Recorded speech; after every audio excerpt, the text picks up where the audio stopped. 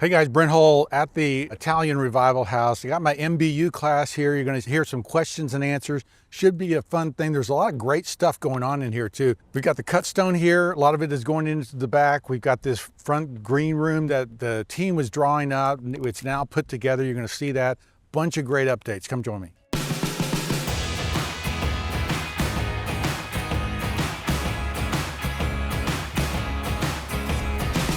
Which order is this? Doric. But instead of the triglyphs, they got a bracketed frieze, right? And then it goes up, supports the cornice, the dentil cornice, and then you got an attic course above. So the balustrade above is called an attic course, right? Then they've got a lower order here on this entry piece that kicks out. So really good classicism. Look at the eave detail going around the side, that you've got a hierarchy of this main body with the paneled eave, right? You got those huge brackets coming out, the decorative rafter tails, paneled eaves. I mean, this is really well done. And then it steps down to these outer wings. And so these outer wings are the oldest part of the house. It was originally red brick. If you look at those columns out front and that ironwork, okay, that's original, but the columns on the side are not. So what originally was here was those big columns and then this low balustrade that ran across the yard. And then a lot of this has been built up. It's a great house in a great street. And so there's been a number of owners, not all good. That 3-car garage, when I was very early in my career, I was a trim carpenter and millworker. I built those windows and doors for that thing by another contractor that was working here. But eventually it got painted. And so probably 30 or 40 years ago, it got painted. If you can see, on that right side, there's a piece of cast stone. It looks like an old opening there. That was the porte-cochere that you drove through, okay? And then all this got added onto. So you're gonna see a kind of a rambling inside. The biggest challenge, and what all that cut stone is over here, is there's a rotunda on the back that was not very well done, according to Brent. We are fixing that, and you'll see part of that. The room that you drew, okay, is right there on the left. And so you'll get to see how we panelize the room and see whether you got your answers right or not. We redid this porch because it was popping and falling apart. You'll see that we kind of bordered off this main section and then stepped down to the other side, trying to maintain a hierarchy as you go away from the building. There will be a balustrade that goes back on this. If it's taken off, it's going to go back on. This project started probably a year and a half ago, and we've got another 6 or 8 months to go. You'll see a lot of the upstairs is finished. We're trying to come down. So we walked in and I just said, look, that's terrible. We gotta fix that. Yeah. We can't do that. All this was painted. All this woodwork, all this ceiling was painted. And they had gotten Decorator's Supply, and there was all this crazy Victorian stuff added to it. And so the whole Italian Revival vibe was gone. When we started stripping it away, okay, there was that entry right there was panelized, but you couldn't see it because it had been covered up. We pulled all that away and we go, oh my gosh, that paneling is beautiful. And realized that the front door was originally the same as these two doors here. You can see the cutouts where the hinges were and everything else was in that opening. So 3 doors, you walked into this vestibule. It was all painted. It was gunked up with this bad ornamentation. You'll see that we've got this beam ceiling here. We are actually going to have a floor that kind of picks up this same grid pattern in here with parquet floor. There's a smaller grid pattern in there in the dining room. And then when you go to the kitchen, we put a more rustic beam pattern in there, trying to build off this hierarchy, kind of show a more simplified roof in there of how that comes together. This is the paneled room in here. We have been able to go back with, there was all open window panes. We've been able to go back with divided light windows like there originally was, and a mix of casements and double hungs. It doesn't count for me. Well, what we're trying to do is, this was a rotunda. This was an open air rotunda, okay? There was a low balustrade that went around here.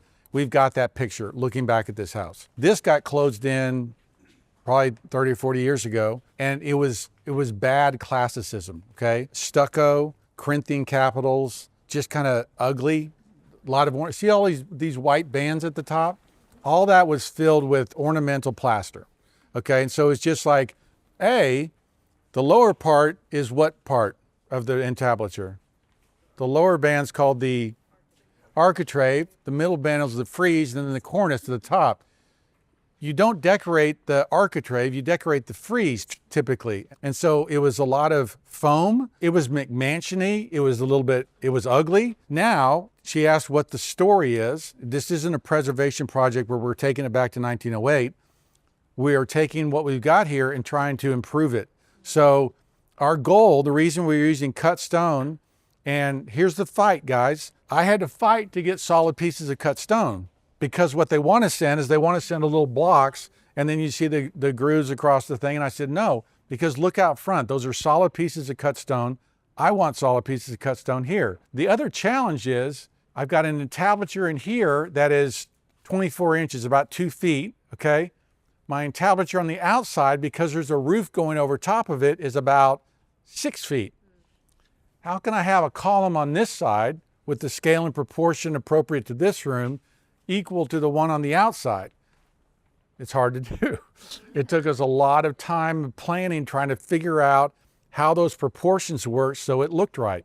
But back to the narrative, the idea was that I believe it's an Italian revival style. Okay, so let's make sure the parts and pieces we put back in here are part of that same story. Right now, that stair balustrade is a late Victorian colonial revival-y stair balustrade.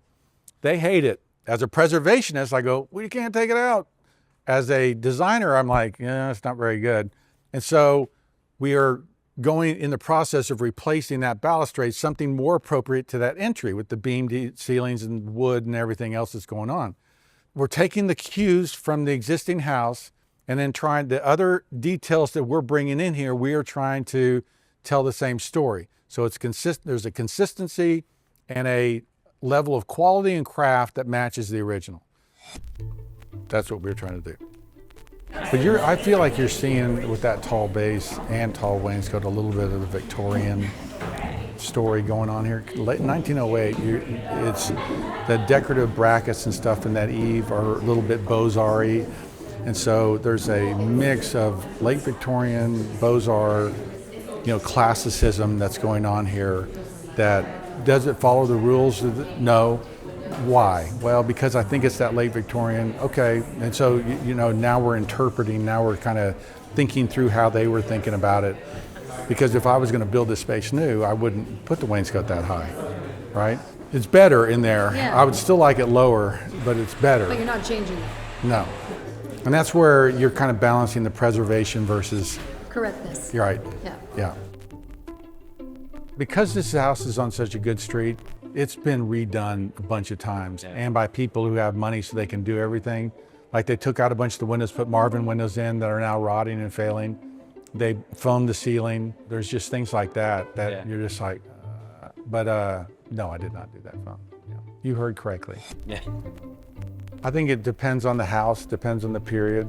I did a deep dive into plinths and found that there's really not a hard and fast rule. I think it can be used to develop hierarchy. I think it can be used to, ground the thing, but the French did it very different from the English and the Palladian, and the Americans did it different, and Victorians did it different. And so there's not really a hard and fast rule. So we thought it'd be better to unify the space by tying it to the window height than fighting to get it down. Yes, you're right. It ends up being a little bit clunky and a little bit tall, and also because it goes through into that room with those window heights as well.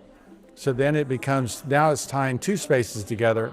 This is where, again, I don't want you guys going, no, it has to be at this, right? So there's flexibility here. We have a precedent on that entry hall of the panel mold, okay, and the panel depth and the way they treated that. So we now are trying it together, the other architectural millwork of the house, trying to unify, pull it together, make it look like it was done at the same time.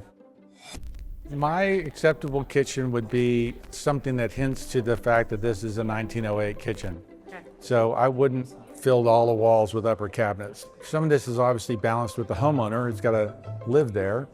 We've even put old stoves, old Keefe and Merritt and chamber stoves in period kitchens just because it's a charming add. Sure. I can speak out about 3 sides of my mouth. It kind of depends on the story, depends on the house. I would rather have an old stove, but the problem is that the BTUs they cook at is really low. And so if you're a good cook and you want your water to boil quick, you can't use one of those old stoves. And so, that's where I would, yeah. You have to make them. We buy antique timber, we cut it to size, we let it age. Sometimes it's already aged, and then all the natural cracks and everything come through. You have to cut them to size. We had to establish a scale and then cut them to size. Because of the weight and the things overhead there, we're doing an isocurn box and a masonry flue and masonry chimney. So it will be an isocurn box, but then we're building the brick on the outside of it. We've got a lot of cut stone that goes to the outside that matches those columns. And then the mantle is coming from England, and it matches a pattern book that we found in a Beatty Lange pattern book. Well, this is a holdover from the fancy moldings they threw all in here about 20 years ago. Okay. So this isn't an historic molding to 1908. Sure. And so to answer your question, if we were going to make that, it would be a combination of wood and then plaster or compo for that leaf and dart. We would take a piece of it, match it at the shop, make a knife, cut all new moldings. Yeah. Okay, guys, what do you think? The house is really coming together. It's a beautiful house. I love it. You're getting to see some of the interaction that goes on with MBU. Hopefully you like that. I'm Brent Hull. Stay tuned. Thanks for watching.